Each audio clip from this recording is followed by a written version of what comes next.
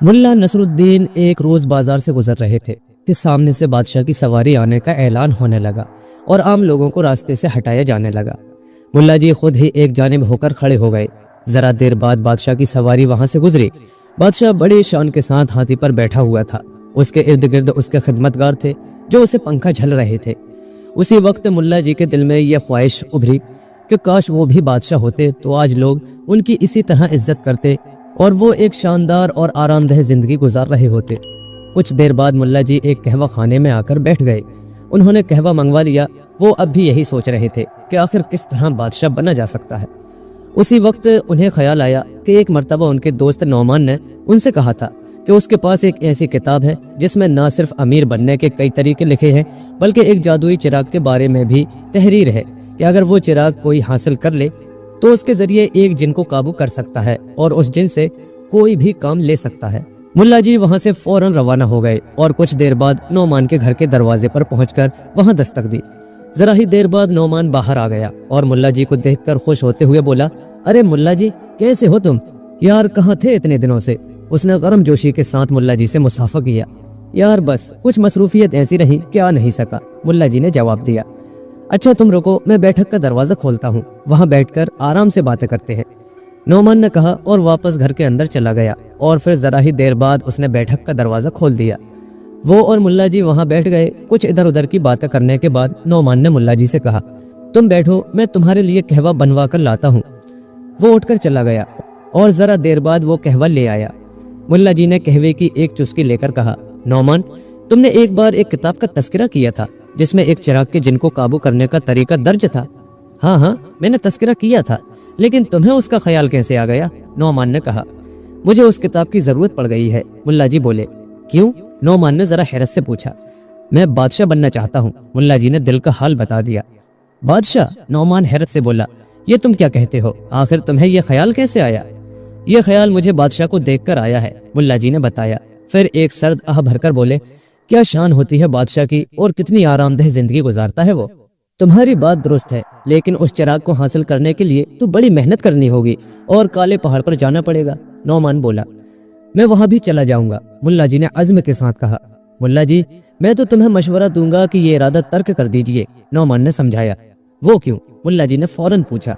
वो इसलिए कि वो किताब मुझे मेरे एक उस्ताद ने दी थी, उनका अब इंतकाल हो चुका है। उन्होंने बताया था कि चिराग वाले अमल में बड़ी सख्तियां हैं। पहले काले पहाड़ पर जाना है, वहां 2 दिन का फाका करना है, कुछ देर मुर्गा बनकर अजानें भी देनी है, फिर गधा बनकर ढेचू ढेचू की आवाजें भी निकालनी है। उसके बाद एक चुड़ैल आएगी वहां, वो जो कहेगी उसकी हर बात माननी है। तब वो चुड़ैल चिराग देगी और चिराग को रगड़ोगे तो जिन आएगा। चुड़ैल? मुल्ला जी चुड़ैल के तस्करे पर जरा परेशान हो गए, लेकिन फिर उन्होंने सोचा कि हिम्मत से काम लेंगे और चुड़ैल की हर बात मान लेंगे। क्यों मुल्ला जी, कुछ परेशान हो गए हो? नौमान ने कहा, हाँ बस चुड़ैल के तस्करे पर परेशानी हुई है। बहरहाल मैं उससे निपट लूंगा। मैंने जिंदगी अपनी बीवी के साथ गुजारी है और मेरा ख्याल है कि वो चुड़ैल मेरी बीवी से ज्यादा खौफनाक और खतरनाक नहीं होगी, मुल्ला जी ने सादगी से जवाब दिया। नौमान के चेहरे पर मुस्कुराहट आ गई। वो बोला, मुल्ला जी मैं वो किताब लेकर आता हूँ। वो उठकर चला गया और जरा देर बाद किताब लाकर मुल्ला जी के पास बैठ गया। उसने किताब खोलकर सफ़े पलटना शुरू कर दिए और एक जगह रुककर बोला, ये देखो, ये लिखा है चिराग हासिल करने का तरीका।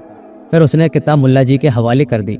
वो चिराग हासिल करने का तरीका पढ़ने लगे और फिर किताब बंद करके नौमान की तरफ देखा। तो मुझे ये तरीका किसी कागज पर लिख दो। नौमान ने वो तरीका कागज पर लिखकर मुल्ला जी को दे दिया और मुल्ला जी वहां से रवाना हो गए। उनका रुख काले पहाड़ की तरफ था जो शहर से बाहर काफी दूर था। मुल्ला जी काले पहाड़ के पास पहुंच गए। ये जगह बिल्कुल वीरान थी, दूर दूर तक कोई इंसान नहीं था। मुल्ला जी को तन्हाई से जरा खौफ आया। एक बार तो उन्होंने सोचा कि वो वापस चले जाएं, लेकिन फिर उन्हें ख्याल आया कि अगर वो हिम्मत करके बादशाह बन जाएं तो सारी जिंदगी ऐशो आराम से गुजर जाएगी। यही सोचकर वो पहाड़ पर चढ़ने लगे। जरा देर बाद उनके पैरों तले बजरी आ गई और वो खुद को संभालने की कोशिश करते हुए गिर गए और फिसलते हुए नीचे आ गिरे। मोटे कपड़े होने की वजह से उन्हें ज्यादा चोटें तो नहीं आई। वो उठकर खड़े हो गए। उन्होंने कपड़े झाड़े और एक बार फिर ऊपर चढ़ने लगे। बाल आखिर एक मुनासिब जगह पर पहुंचकर बैठ गए। उन्होंने सबसे पहले गधे की आवाजें निकालकर ढेचू ढेचू की आवाजें निकालना शुरू की। उन्होंने इतनी अच्छी आवाज निकालने पर दिल ही दिल में अपनी तारीफ की और सोचा कि अगर वहां कोई गधा होता तो वो भी उनकी तारीफ जरूर करता। गधे की आवाजें निकालने के बाद वो खड़े हो गए और मुर्गा बन गए। कुकड़ू कू कुकड़ू कू। انہوں نے اذان دی۔ یہ عمل کرنے کے بعد وہ بیٹھ گئے اور ادھر ادھر نظریں دوڑا کر چڑیل کو تلاش کرنے لگے۔ کچھ دیر بعد انہیں کہیں سے چھن چھن کی آوازیں سنائی دینے لگی۔ ان کا دل خوف کی وجہ سے تیزی کے ساتھ دھڑکنے لگا، کیونکہ انہیں اندازہ ہو گیا تھا کہ چڑیل آ رہی ہے۔ انہوں نے زندگی میں کبھی بھی کسی چڑیل کو نہیں دیکھا تھا، اس لیے خوف زدہ تھے۔ چھن چھن کی آوازیں آتی رہیں اور پھر پہاڑ کے عقب سے نکل کر ایک خوبصورت عورت ملا جی کے سامنے آ کھڑی ہوئی۔ ملا جی نے اس سے کہا، بہن تم کون ہو اور یہاں کیا کر رہی ہو؟ میں چڑیل ہوں جسے تم نے بلایا ہے، چڑیل بولی۔ یہ دیکھو میرے پیر۔ ملا جی نے اس کے پیروں کی طرف دیکھا جو پیچھے کی طرف مڑے ہوئے تھے اور ان میں پائلیں بھی تھیں جن سے چھن چھن کی آوازیں آ رہی تھیں۔ ملا جی کا اوپر کا سانس اوپر اور نیچے کا نیچے رہ گیا۔ خوف کی وجہ سے ان کا دل تیزی سے دھڑکنے لگا تھا۔ انہوں نے سن رکھا تھا کہ چڑیل کے پیر پیچھے کی طرف مڑے ہوئے ہوتے ہیں۔ ملا جی کیوں گھبرا رہے ہو؟ چڑیل مسکرا کر بولی۔ وہ ملا جی تھوک نکلتے ہوئے بولے، وہ دراصل میں تو سوچ رہا تھا کہ تم بہت بدصورت ہوگی۔ مجھے خوبصورت دیکھ کر تم تو خوف سے لرز رہے ہو۔ اگر میں بدصورت ہوتی تو شاید اب تک تمہارا دل بند ہو چکا ہوتا۔ چڑیل ہنس کر بولی، اچھا اب سنو، تم نے مجھے بلا لیا ہے، اب تمہیں میری باتیں ماننی پڑیں گی ورنہ میں تمہارا خون پی جاؤں گی۔ نہیں۔ ملا جی اور گھبرا کر بولے، ایسا نہ کرنا، ویسے بھی میں اتنا کمزور ہوں کہ میرے جسم سے خون نہیں نکلے گا، بلکہ شاید کچھ قہوہ نکل آئے کیونکہ میں قہوہ زیادہ پیتا رہتا ہوں۔ قہوہ تو مجھے بھی پسند ہے، چڑیل مسکرا کر بولی، لیکن تمہیں اگر قہوہ پینا ہو تو میرے جسم سے نہ نکالنا بلکہ چچا چھگن کے پاس سے پی لینا۔ ملا جی نے جلدی سے کہا۔ یہ چچا چھگن کون ہے؟ چڑیل نے پوچھا۔ چچا چھگن کا ہوٹل ہے ہماری گلی میں، ملا جی نے بتایا۔ نہیں، میں اتنی دور نہیں جاؤں گی، اور اگر تم نے میری باتیں نہ مانی تو میں تمہارا خون، میرا مطلب ہے قہوہ، یہی پی لوں گی، چڑیل نے کہا۔ اچھا تو اب یہ بتاؤ کہ تم کیا چاہتی ہو؟ ملا جی نے پوچھا۔ میں چاہتی ہوں کہ کسی بچے کی طرح رو کر دکھاؤ، چڑیل نے فرمائش کی۔ ملا جی بچے کی طرح رونے لگے۔ بہت خوب، چڑیل خوش ہو گئی۔ اب ذرا بلی کی آوازیں نکالو۔ ملا جی نے بلی کی آواز نکالنے کی کوشش کی، لیکن ان کے گلے میں تھوک اٹک گیا جس کی وجہ سے عجیب سی آواز نکلی۔ چڑیل نے برا سا منہ بنا کر کہا، لگتا ہے کہ بلی کے پیٹ میں شدید درد ہو رہا ہے۔ کیا اس طرح بلی بولتی ہے؟ ذرا پھر سے نکالنا آواز۔ ملا جی نے سنبھل کر بلی کی درست آواز نکالی۔ ہاں یہ ٹھیک تھی، چڑیل نے کہا۔ اچھا سنو، میں تم سے دل کی ایک بات کہنا چاہتی ہوں۔ ہاں ضرور کہو، ملا جی جلدی سے بولے۔ میں تم سے شادی کرنا چاہتی ہوں، وہ بولی۔ شادی؟ ملا جی نے حیرت سے کہا۔ ہاں، دراصل تم مجھے بہت پسند آ گئے ہو، چڑیل بولی۔ اوہ، مجھ میں ایسی کون سی خوبی ہے؟ ملا جی خوش ہو کر بولے۔ تم بالکل کوئی بھوت لگتے ہو، میرے خوابوں کے شہزادے بھوت، وہ بولی۔ ملا جی اپنی اس طرح کی تعریف پر تھوک نکل کر بولے، بھوت؟ ہاں بالکل، میں نے کسی مردار بھوت کے سپنے دیکھے تھے اور تمہیں دیکھ کر یوں لگتا ہے کہ میرے سپنے پورے ہونے کا وقت آ گیا ہے، وہ ذرا جذباتی انداز میں بولی۔ نہیں، ملا جی جلدی سے بولے، میں دو چڑیلوں کو نہیں سنبھال سکتا، بس ایک جو میرے گھر میں ہے وہ کافی ہے۔ اوہ، چڑیل افسردہ ہو کر بولی، تم نے تو میرا دل ہی توڑ دیا۔ خیر کوئی بات نہیں، بس اب میری ایک اور فرمائش پوری کر دو۔ گدھے کی آواز ایک بار پھر سناؤ اور ساتھ ہی اس کی طرح 2 لتیاں بھی مارو۔ ملا جی نے گدھے کی آواز نکال کر 2 لتیاں بھی جھاڑی۔ واہ بہت خوب، چڑیل خوش ہو کر بولی، لگتا ہے کہ تم تو گدھے کے بھی باپ ہو، بہت اچھے انداز میں 2 لتیاں چلاتے ہو۔ واہ، اچھا دیکھو، اب میں جا رہی ہوں اور تم بھی جاؤ۔ راستے میں تمہیں میری ایک کنیز جادوئی چراغ دے جائے گی، تم اسے رگڑ کر جن کو حاضر کر سکتے ہو۔ چڑیل اپنی بات ختم کر کے واپس چلی گئی۔ ملا جی اٹھے اور کپڑے جھاڑ کر چل دیے۔ راستے میں انہیں ایک بوڑھی سی عورت ملی اور ایک چراغ انہیں دیتے ہوئے بولی، ملا جی یہ لو چراغ۔ ملا جی چراغ پا کر بہت خوش ہو گئے۔ وہ عورت غائب ہو گئی۔ ملا جی نے بیٹھ کر وہ چراغ زمین پر رگڑا تو ذرا ہی دیر بعد زوردار گڑگڑاہٹ ہوئی اور بہت ہی بڑا اور خوفناک جن آ گیا۔ اس کا رنگ سیاہ تھا، آنکھیں اور دانت بڑے بڑے تھے، اس کے منہ سے لمبی سرخ زبان لٹک رہی تھی۔ اس نے ملا جی سے کہا، ملا جی میں تمہارا غلام حاضر ہوں، میرے لیے کیا حکم ہے؟ ملا جی اتنا خوفناک جن دیکھ کر دہشت کی وجہ سے تھر تھر کانپنے لگے۔ جن نے پھر اپنا سوال کیا، لیکن ملا جی کھڑے کانپتے ہی رہے۔ جن بولا، ملا جی کیا تم گونگے ہو؟ نہیں، ملا جی نے مشکل سے کہا۔ او اچھا، اب میں سمجھا کہ تم ہکلے ہو۔ جن بولا، نہیں بھائی، ملا جی نے کہا۔ تو پھر اس طرح بات کیوں کر رہے ہو؟ میں تمہارا غلام ہوں، مجھے حکم دو کہ کیا کرنا ہے۔ جن بولا۔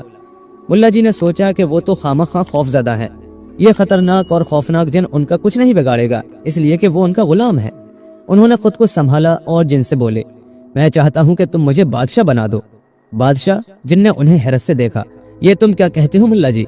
کیوں، میں نے کوئی انوکھی بات کر دی ہے کیا؟ ملا جی بولے، ہاں بالکل، میں تو سمجھ رہا تھا کہ کوئی اچھی خواہش کرو گے، لیکن تم تو لالچی ہو ملا جی۔ جن بولا، تم میرا حکم ماننے آئے ہو یا مجھے نصیحتیں کرنے آئے ہو؟ ملا جی برا سا منہ بنا کر بولے، میں تمہارا حکم تو ماننے آیا ہوں، لیکن بھلا میں تمہیں بادشاہ کس طرح بنا سکتا ہوں؟ جن نے کہا، کیوں نہیں بنا سکتے؟ ملا جی نے بگڑ کر کہا، اس لیے کہ ایک بادشاہ موجود ہے نا، کیا میں اسے مار دوں؟ جن بولا۔ ملا جی لاجواب ہو گئے، ہاں اگر تم کہو تو میں تمہیں بھوتوں کا بادشاہ بنا سکتا ہوں۔ جن بولا، بھوتوں کا بادشاہ؟ ملا جی نے حیرت سے کہا، ہاں۔ جن نے عصابت میں سر ہلایا، ابھی کل ہی بھوتوں کے بادشاہ کا انتقال ہوا ہے، اور پھر تمہاری شکل بھی بھوتوں سے ملتی جلتی ہے۔ نہیں، مجھے بھوتوں کا بادشاہ نہیں بننا ہے، ملا جی نے جلدی سے کہا۔ بس تو پھر معاف کرنا، میں تمہاری خواہش پوری نہیں کر سکتا۔ جن بولا، کیوں؟ ملا جی چیخے، تم میرے غلام ہو اور میرا حکم ماننے سے انکار کر رہے ہو۔ میں غلام ہوں لیکن ظالم نہیں ہوں کہ تمہارے چکر میں بادشاہ کو مار ڈالوں۔ وہ ایک اچھا اور انصاف پسند بادشاہ ہے، تمہاری طرح لالچی نہیں ہے۔ جن بولا، آخر تم میرا حکم ماننے سے انکار کیوں کرتے ہو؟ ملا جی نے ذرا سخت لہجے میں پوچھا، تم اس کی وجہ جاننا چاہتے ہو؟ جن نے ان کی آنکھوں میں دیکھا، ہاں بالکل۔ ملا جی نے عصابت میں سر ہلایا، تو پھر سنو، اس کی وجہ یہ ہے کہ میں بادشاہ کا پرانا غلام ہوں، اس نے 10 سال پہلے مجھے قابو کیا تھا۔ جن نے کہا اور غائب ہو گیا۔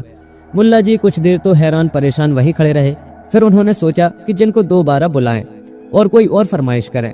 انہوں نے چراغ زمین پر رگڑا لیکن جن حاضر نہ ہوا۔ تب ملا جی کو یاد آیا کہ انہیں نعمان نے بتایا تھا کہ جن چراغ رگڑنے سے صرف ایک مرتبہ حاضر ہوگا اور اس کے بعد چراغ بیکار ہو جائے گا۔ ملا جی اٹھ کھڑے ہوئے، انہوں نے بے بسی سے ایک گہرا سانس لیا اور پھر غصے سے چراغ ایک طرف پھینک کر چل پڑے۔